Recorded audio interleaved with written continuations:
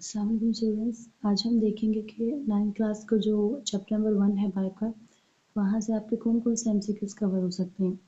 यहाँ मैंने आपको आइडिया देने के लिए कि आपके बोर्ड में किस टाइप के एमसीक्यूज़ आते हैं, 2023 का जो पास्ट पेपर है फेडरल बोर्ड का, वो अटैच किए। जहाँ पे आप लोग देख सकते हैं कि आपके एमसीक्यूज़ कहाँ कहाँ से बन रहे हैं। तो मेन पॉइंट्स आप लोग नोट कर लें कि आपके एमसीक्यूज़ मोस्टली कहाँ से बनते हैं। आपके जो एमसीक्यूज़ हैं वो आते हैं आपके मेन जो ब्रांचेस होती हैं आपकी फिज़िक्स में या बायो में, किसी भी बुक की जो ब्रांचेस हैं, वहाँ से आपके मोस्टली एमसीक्यूज़ बनते हैं। किसी भी टर्म की डेफिनेशन है वहाँ से बनते हैं, किसी भी साइंटिस्ट की जो कंट्रीब्यूशन है वहाँ से बनेंगे, उस साइंटिस्ट ने वो कंट्रीब्यूशन कौन से ईयर में की, किसी भी साइंटिस्ट, और आपके कंट्रीब्यूशन आ सकती है और फिर नेम आ सकता है कि ये कौन से साइंटिस्ट का वर्क है।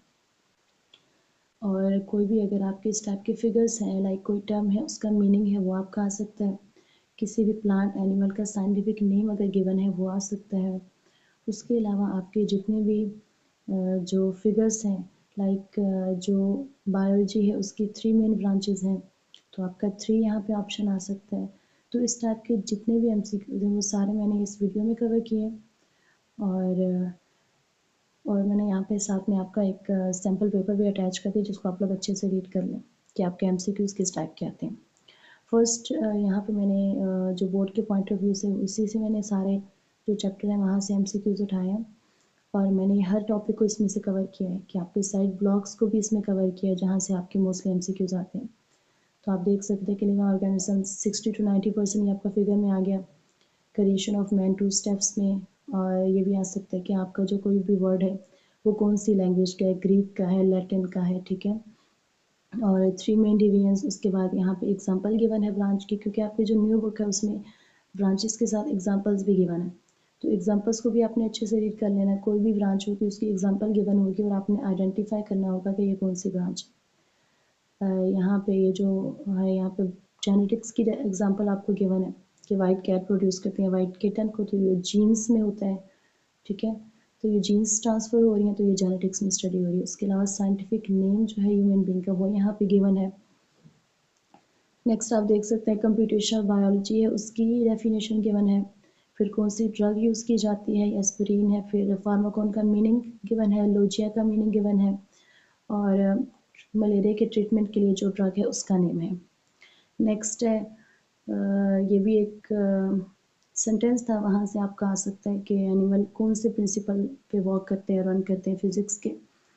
और सिमिलैरिटी आपकी आ सकती है कि फ़िज़िक्स के जो लिवर है उसकी सिमिलैरिटी हमारी ह्यूमन बीइंग के कौन से पार्ट ऑफ बॉडी के साथ है, तो वो लिम्ब्स के साथ है। फिर आपके बायोलॉजिकल मेथड के स्टेप्स हैं, कोई भी स्टेप आ सकता है कि थर्ड स्टेप कौन सा है, फर्स्ट स्टेप कौन सा है। इस तरह से भी आ सकता है कि हाइपोथेसिस कौन सा स्टेप है, या एक्सपेरिमेंटेशन जो है वो कौन सा स्टेप है, फर्स्ट है, सेकंड है, थर्ड है। फिर डिडक्शंस में क्या क्या इन्वॉल्व है, इफ और देन लॉजिक्स। और मोस्ट इम्पॉर्टेंट जो स्टेप है वो भी मैंने ऐड किया कि एक्सपेरिमेंट है। और ये 17 जो है मैंने साइड ब्लॉक से उठाया है कि जो मलेरियल पेशेंट है उसका टेम्परेचर कितने हद तक राइज हो सकता है। फिर आपका ये भी साइड बॉक्स में से ये है कि कितने टाइम तक जो सिम्टम्स है वो रिपीट हो सकते हैं। फिर ये एक साइंटिस्ट की कंट्रीब्यूशन है जो हाइपोथेसिस है मोस्ट इम्पॉर्टेंट, ये किसने दी है, फ्रेंच फिजिशियन लेवरान। और इसके अलावा आपकी डेट भी आ सकती है कि फ्रेंच फिजिशियन लेवरान है, उसने जो हाइपोथेसिस थी वो कौन सी डेट में दी थी, तो आपने ये डेट्स भी साथ में अच्छे से याद करनी है। फिर उसका एक्सपेरिमेंट्स था फिगर्स में कि कितने पेशेंट्स का ब्लड उसने लिया था, और फिर कितने पेशेंट्स उनके ब्लड में प्लाज्मोडियम था, 7। और उसके अलावा यहाँ पे फिर मैंने कंट्रीब्यूशन दिया कि 20 ऑब्जर्वेशन जो है 1883 में कौन से साइंटिस्ट ने दी थी स्प्रेड ऑफ मलेरिया के बारे में, तो एफ ए किंग। आपको इस तरह भी आ सकता है कि ए एफ ए किंग ने कितनी ऑब्जर्वेशन दी थी और कौन सी डेट में दी थी, ये भी आ सकता है।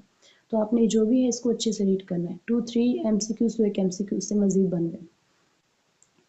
देन आ जाता है कि मलेरिया किसकी एग्जांपल है, फिर कौन से साइंटिस्ट ने परफॉर्म किया एक्सपेरिमेंट, उसका नेम है। फिर इस एक्सपेरिमेंट में कौन सा मॉस्किटो उसने यूज़ किया, एनोफिलिस मॉस्किटो। फिर डेंगू वायरस कौन से मॉस्किटो से काज होता है, वो मॉस्किटो का नेम यहाँ पे गिवन है। और यहाँ पे वेक्टर की डेफिनेशन है जो आपके साइड बॉक्स में थी। उसके अलावा एक और साइड बॉक्स में आपकी डेफिनेशन थी एस्ट्रोबायोलॉजिस्ट, तो वो भी आपकी यहाँ पे गिवन है। नेक्स्ट है आपका कि बायो का मीनिंग गिवन है। उसके अलावा आपका logical consequence of hypothesis, deductions की डेफिनेशन थी।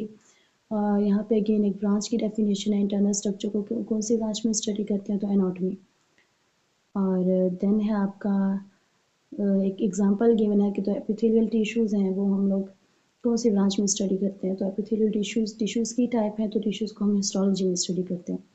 लास्ट पे आपका आ जाता है डिडक्शंस के डिडक्शंस कहाँ से ली जाती हैं, तो वो हाइपोथेसिस से।